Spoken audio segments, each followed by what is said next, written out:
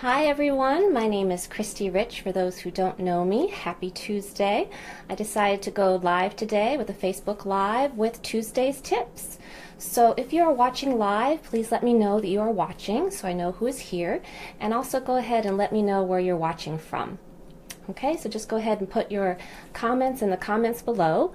I am broadcasting on 2 videos today, so if you see me looking down to read the comments, that's because that's the other page. So today I am broadcasting live on my business page, The Dancing Curtain, as well as my new Facebook group, Courageous Creative Professionals Gone Viral. So let me know if you're watching live. And today's topic is a very interesting one. So today's topic is 5 tips I learned from being a professional actress and how these tips can help you to create better online videos. Okay, so I'm just going to go ahead and start in, but if anybody has any questions along the way, just go ahead and let me know and I will answer them, okay? So my first tip is to make a strong impression. So many of us forget to make a strong impression. The first 30 seconds count. They really make a big impact. So first of all, I'm going to introduce myself and let those who are not familiar with me know a little bit about me. So my name is Christy Rich, and I'm a visibility and confidence coach for creative entrepreneurs. I help you to boost your confidence, to grow your visibility, and to stand out in your industry by creating engaging online videos. And so it's something like that. You want to start with an introduction. You want to let people know who you are, what you're about, and also what the video is going to be about. You don't want to seem really frazzled and unprepared and oh, wait a minute, my phone is ringing, let me turn that off, and oh, the tea kettle is going, let me go ahead and quickly do that. You want to start strong. You want to be present, and you want to start immediately. So in acting, it's very funny. I used to act for many years, and as an actor, we prepare monologues for auditions. So I would spend lots of time looking for the perfect monologue. Normally we were given a chance to do 1 monologue, 2-minute monologue, sometimes 2 2-minute monologues, contrasting monologues. And actors, we spend a lot of time on this. We know how important auditions are. We know how important it is to look professional, to play the character, to have it memorized, to have it prepared. So a lot of us forget that it's actually the first 30 seconds of the audition that are the most important. Not the monologue, not the beginning of the monologue, the first 30 seconds when you enter the room. That's when the casting director and the director is really studying you, okay? So in an audition, just like an online video, it's the first 30 seconds. If someone has never met you, if they don't know who you are, you have to make a good impression. You have to show that you're confident, that you're self-assured, that you have prepared, and you come in and you shake their hand and you let them know who you are and let them know that you're ready. So don't be coming with a lot of baggage and a lot of shopping bags and oh, where can I put this? Let me put this over here, and oh, I'm sorry, I got to take this phone call really quickly. No, you don't. You're in an audition. You decided to come, you showed up, they're waiting for you. Don't make them wait, and make a strong impression. Okay? So also the next step I'm going to give you is to start strong and then to end strong. So be very clear about what your beginning is. It's great when people say, please let me know if anybody's watching. It's great if somebody says, okay, go ahead and ask questions during. I'd be happy to. But you really want to know when you're starting, what are you talking about? What is the topic? So really start strong with your introduction. You should have your elevator pitches down. You should be very clear about the work that you do. Always introduce yourself in a video. And you also want to end strong. So going back to the actor analogy, when I was in acting and when I used to go on auditions, again, we would think that the meat, that the part of it that the directors really appreciated was what we put into that monologue. So many of us would prepare, and it's all about that climax of the scene, right? Just get to the climax. Just be like, Stella! But no, that's actually not what they remember at the end. It's not necessarily the climax. Did you hit it? Did you get all the little nuances? Did you get all the interpretations that the playwright was suggesting? It's also how you exit the room. So it may seem like a very simple thing to do, but I tell you, in acting, a lot of actors shoot themselves in the foot by how they exit the room. Instead of ending and just saying thank you and then leaving the room, a lot of times people will be like, oh no, I'm so sorry, that did not go well. I did not hit it that time. I would really like to do this again. Can I please do my monologue again? And they'd be like, no, I'm sorry. That was great. Thank you. Thank you for your time. They'd be like, no, I really need to do it. This is my chance. I've been working for this for months. I'm really ready for this part. Please give me another shot. And a lot of times if you're insistent at an audition like that, that will really turn them off. And simple things like looking down and just really showing that you are not confident after you have given an audition, which you may have nailed it. You may have, again, convinced them in the first 30 seconds that you have the part, that you're professional, that you look the part. And then at the last 30 seconds, you lose it. You lose it because you don't have the confidence, because you slam the door, and because you leave an impression of somebody who is difficult to work with. So don't let that happen when you're doing online videos. Make sure you have a clear ending and you end it strong. So for online videos, with our endings, of course, we're going to have our call to actions. You want to let people know how they can find you afterwards, how they can engage with you. Do you have a Facebook group? Do you have a website, an email address? Do you have a challenge that you would like them to be a part of? What would you like to invite them to? A workshop?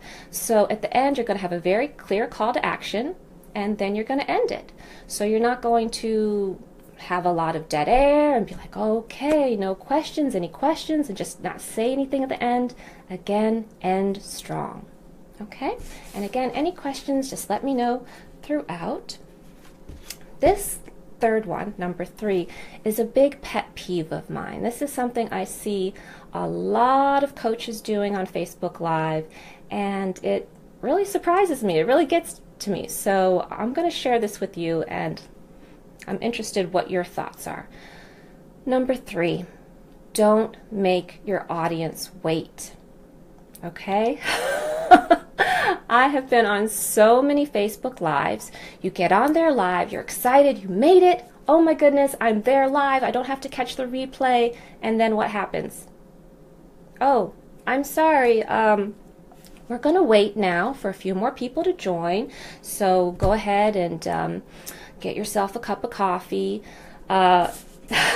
This drives me crazy.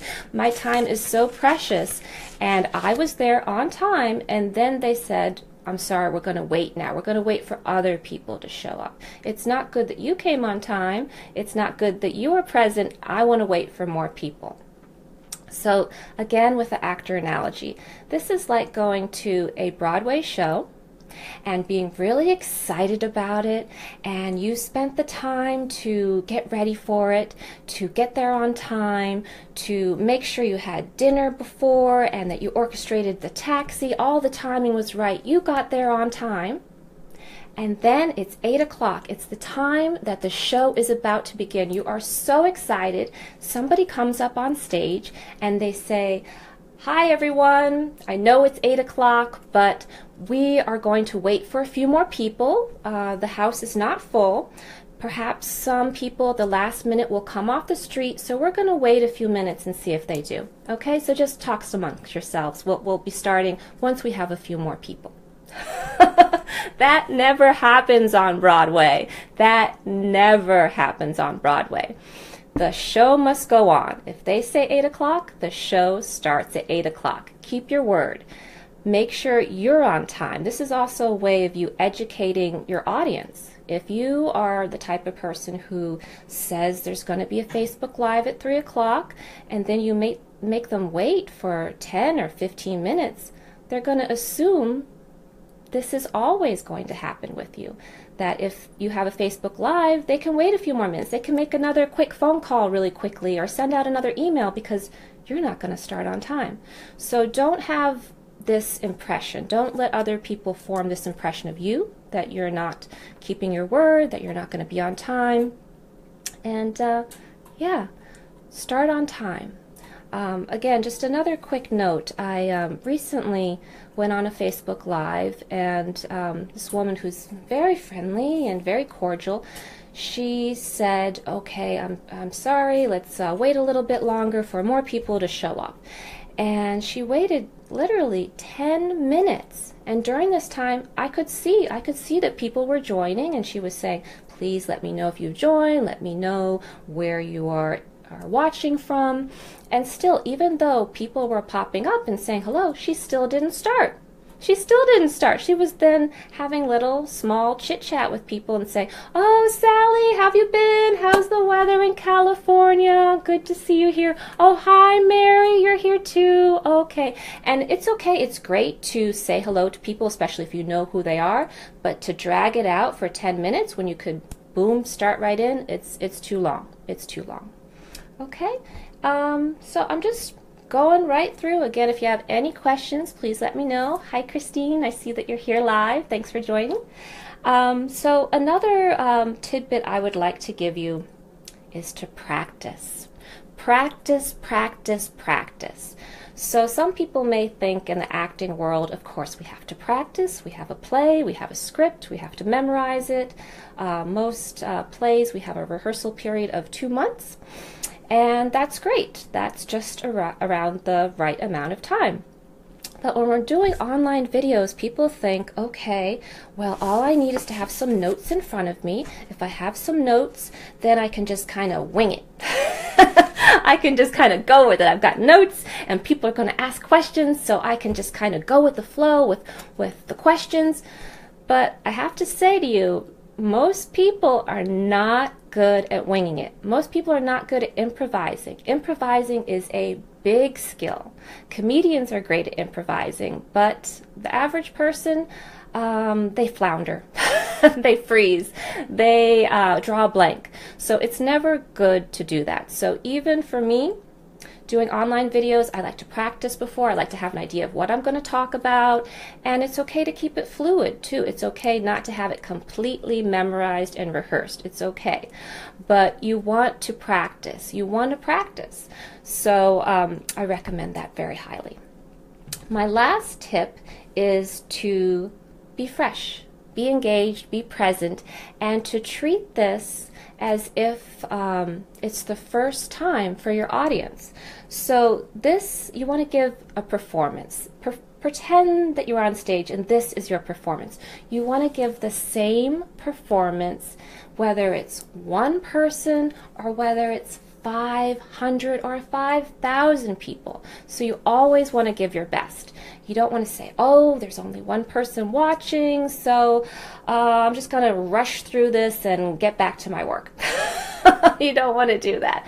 You want to treat everyone with respect and know with Facebook Lives that there's a chance for replays and for many people, thousands of people, to watch it later on a replay. So you want to always give your best. You want to always showcase yourself and your talents and not be racing through anything. Okay? Anybody have any questions? Go ahead and type below. So I hope this is clear. These are 5 very easy tips that, again, I have learned from being an actress and you can use in your online videos. So I will just go ahead and sum them up for you really quickly, and maybe I'll get some more stories to share as well. So the first one is to make a strong impression. The first 30 seconds make a big impact. 30 seconds. So really start strong, make a strong first impression. Make sure you look good, make sure you're confident, you're collected, you're not distracted by too many things on your desk. Make sure you turn off your notifications. A lot of people forget to do that. Turn off your ringer on your phone. Make sure you're prepared.